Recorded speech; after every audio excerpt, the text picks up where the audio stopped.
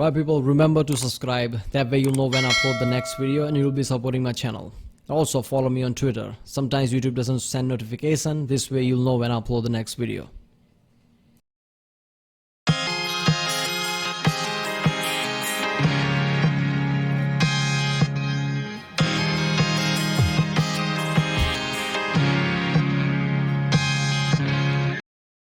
Ladies and gents, almost as UX, and this is 40k Lord, the Death Korps of Krieg by the channel Arch, whatever. This is part 3, I guess. Previously we saw how, basically the people of Krieg revolted, then there was a war, nuclear winter happened, 500 years of war.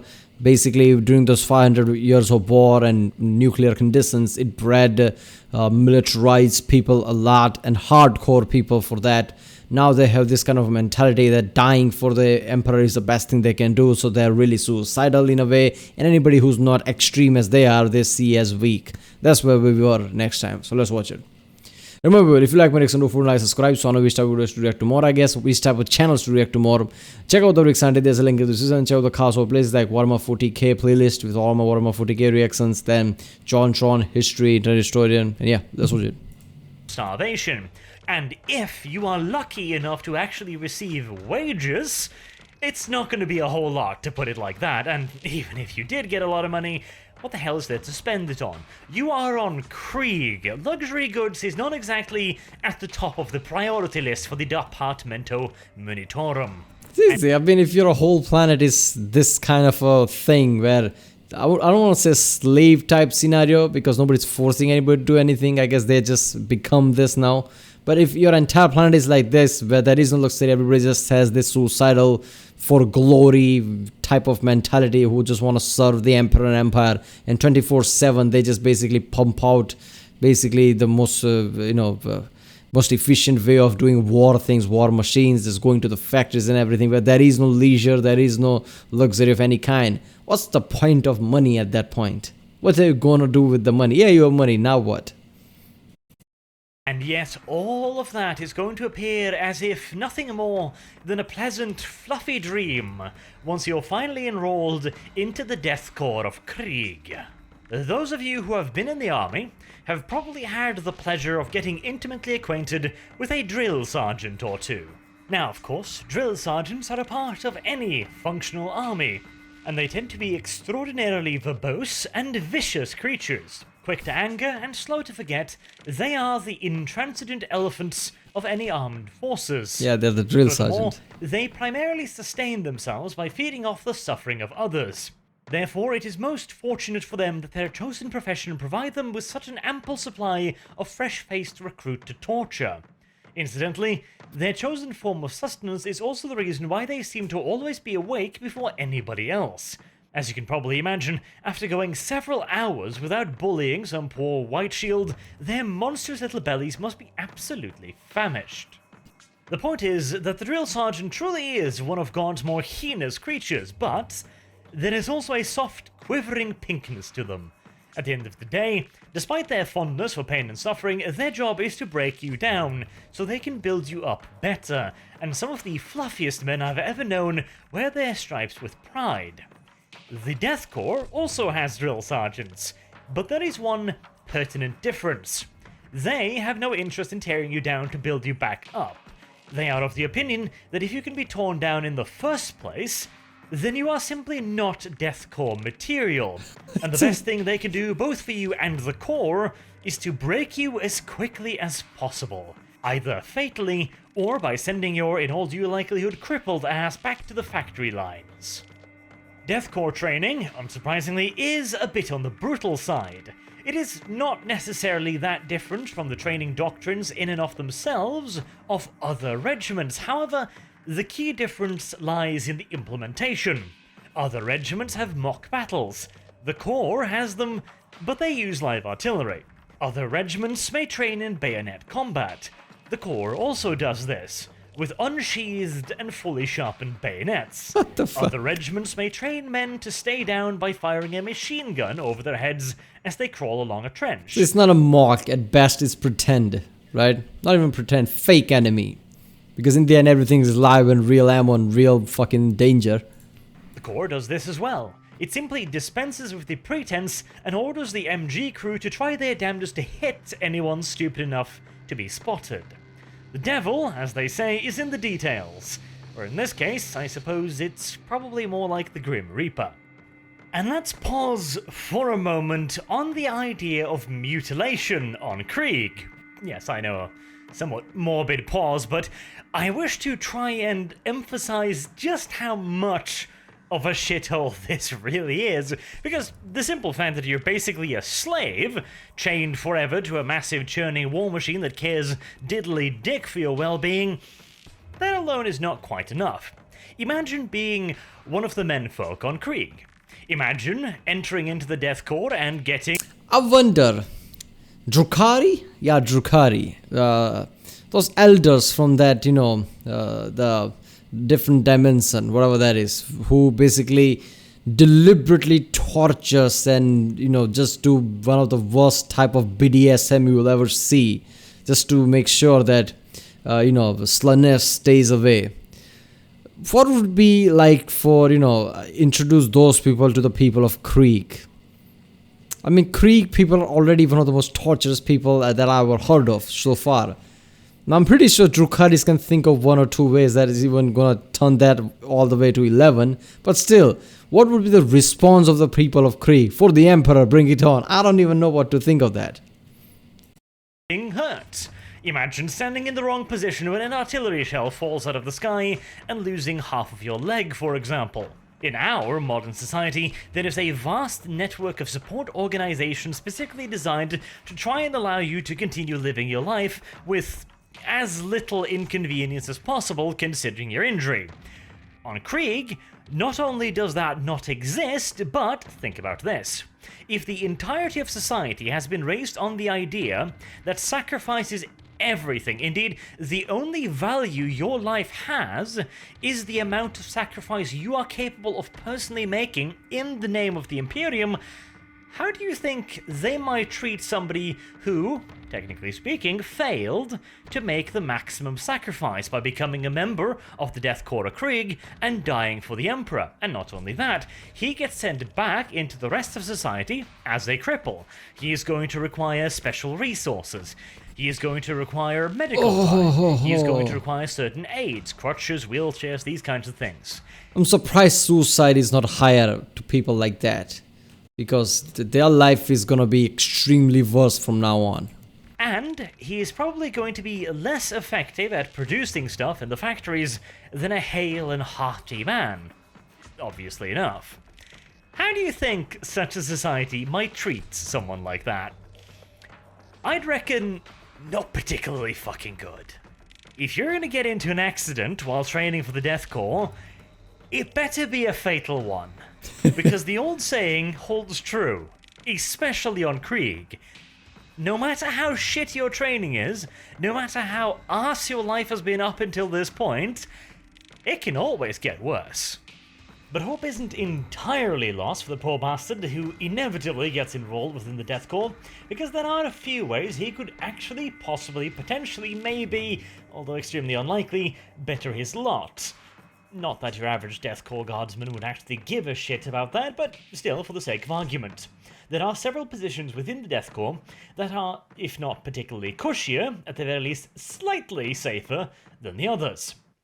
Krieg does not have much of an aristocracy, or, well, at least not anymore.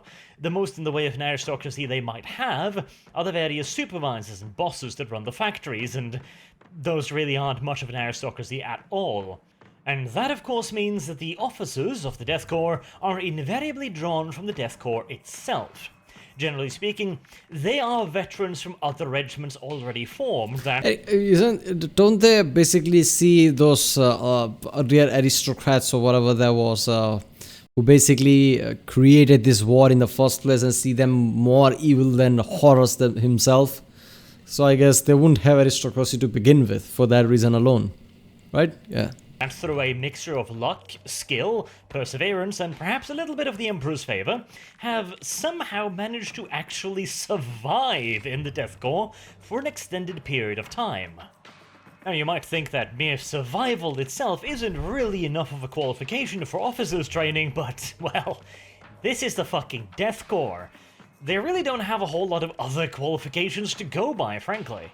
And considering the relative simplicity of the Death Korps' favourite tactic, e.g. line up vast quantities of men and then walk them slowly towards machine gun positions, you don't exactly require a Lord Solar-level tactical genius to implement them, at the very least with a decent degree of precision. Though to be fair, this is actually a bit of an acquired skill.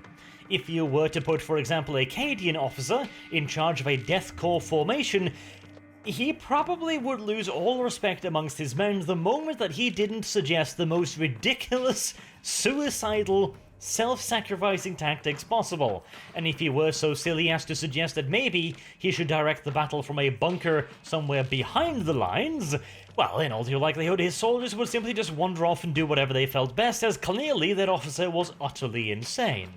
And of course, the reverse scenario also holds true. There has been experiments where Death Korps officers have been put in charge of non-Death Korps formations. The idea was that since these officers clearly have a certain knack for completing the most complicated of battlefield objectives, you know, that might have more to do with the forces they are commanding rather than their tactical flair, but hey, details, they should be put in charge of other regiments. The problem is, of course, that the men of Krieg are a very special breed indeed. Yeah, I mean, why would you do that? And even Maccabi Janissaries will probably flinch at the idea of simply walking slowly across an open field towards pillboxes. It really does require a certain mindset, and that mindset is not found in many places outside of Krieg.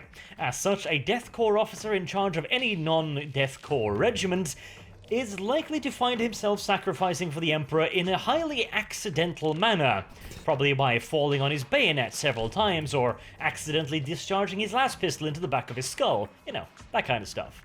But even then, despite the fact that Death Korps officers tend to have basically as Spartan, if not even more so of a lifestyle than the average Krieg guardsman, because after all, he needs to set an example, at the very least he has slightly higher odds of living than the rest of the guardsmen, since even the most self-sacrificing Krieg officer understands that he is far more useful in directing his men rather than wandering out in front of them and getting shot first. Now, granted, they still do prefer directing their men from a couple dozen meters behind the front line, rather than 3.5 kilometers, so, you know, safe is a relative term, yes, but it is safer, and as an officer, you get access to some of the perks of being an officer in Death Korps of Krieg. These perks are, you get your personal little posse of a command squad, you have a dude to carry your Vox for you, you get a fancy-ass helmet with a golden bird on it, and you get a kick-ass greatcoat. If that isn't a step up, I just don't know what is. But, of course, there is a teeny-weensy tiny little problem, namely that to actually become a Death Korps officer, you will have to survive the Death Korps for a very long time before that. I was gonna say that, like, if they're so suicidal, how the fuck someone survives to become this in the first place? How the fuck anyone survives? How the fuck they have any veterans that could teach the next generation the war tactics of their people? I feel like there are some plot holes here and there, but yeah, why not? Maybe some of them are so good, that even if they're trying to kill themselves for the glory of Emperor, they're so good they kill the enemy and just survives.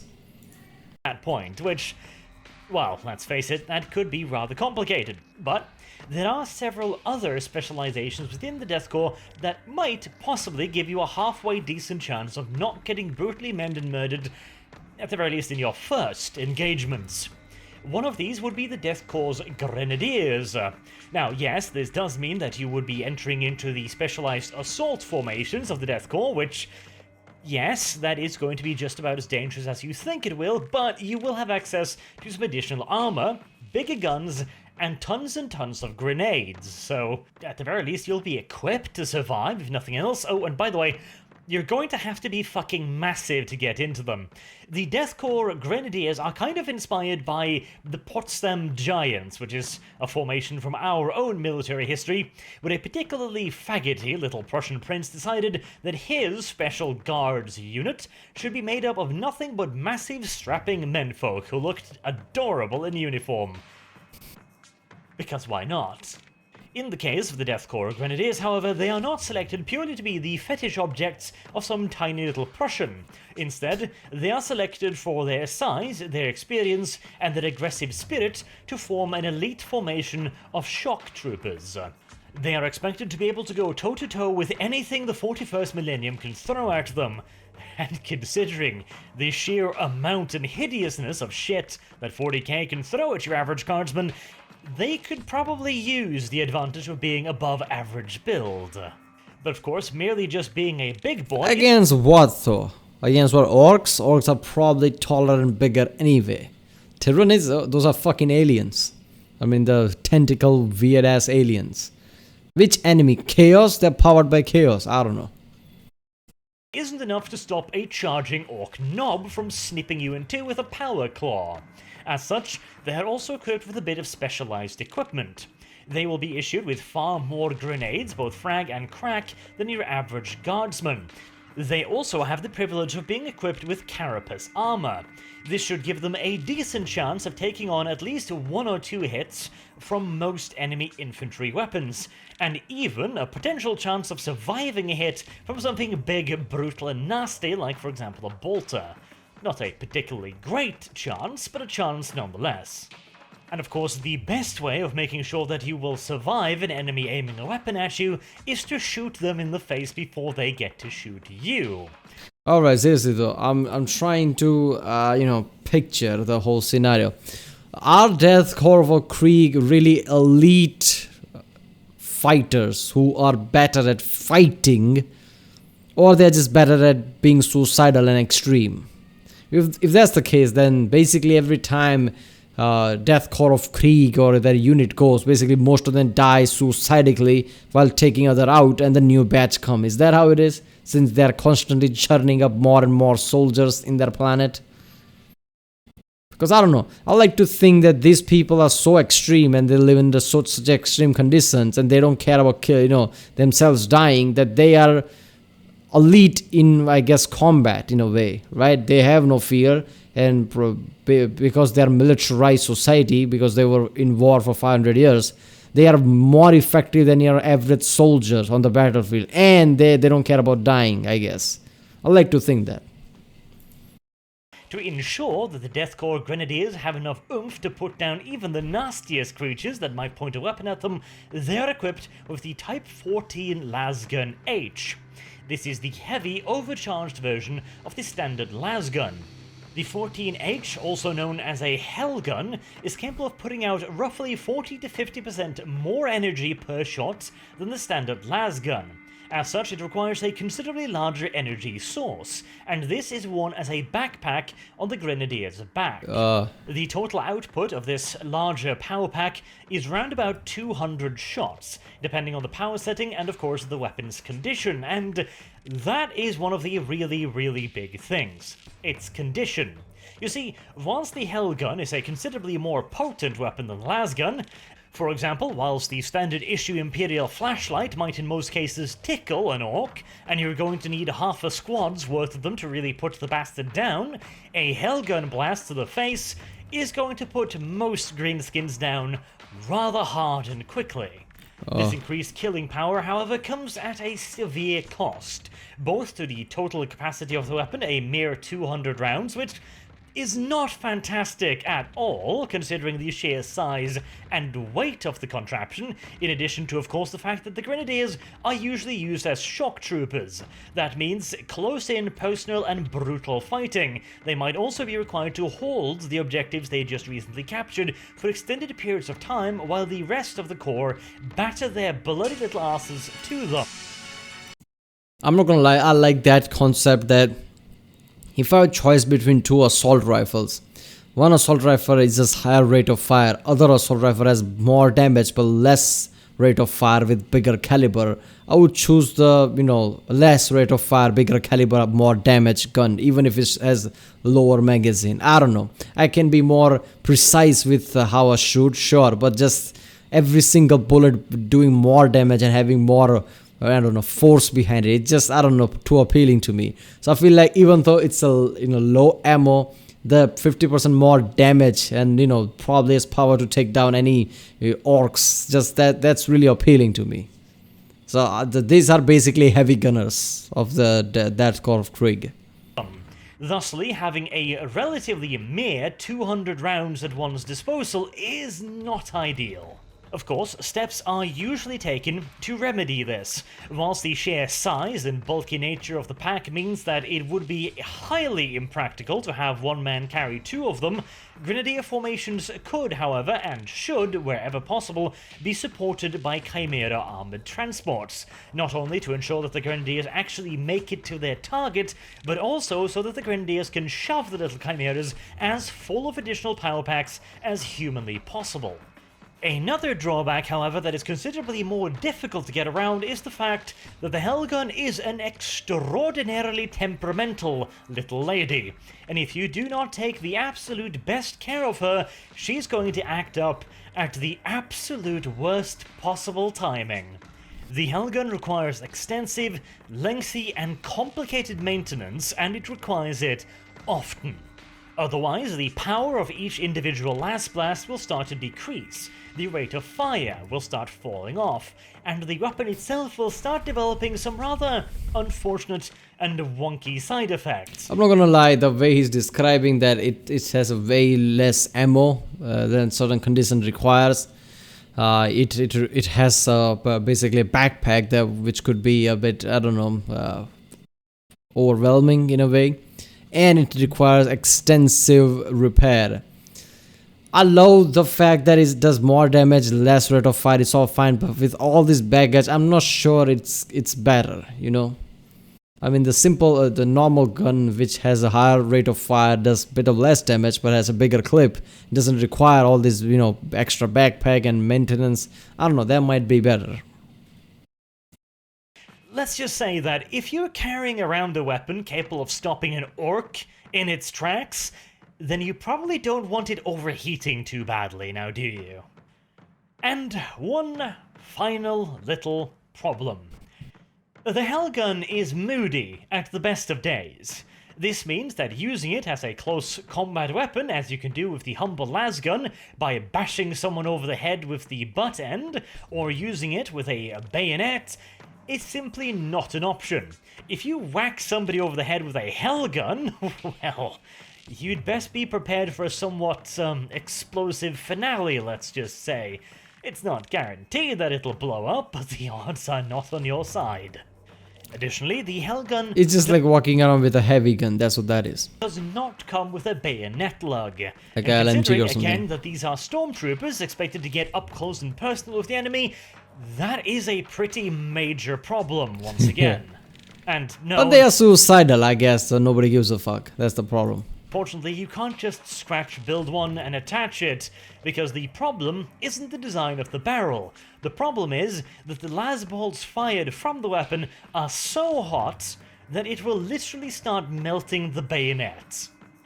The Hellgun, the poor thing, has a lot of drawbacks, but the men of Krieg follow regulations, and regulation says that Grenadiers are supposed to carry Hellguns. At least it is some small comfort that Grenadier formations also use a high percentage of specialized weapons. Flamers, shotguns, plasma guns, melter guns, that kind of stuff.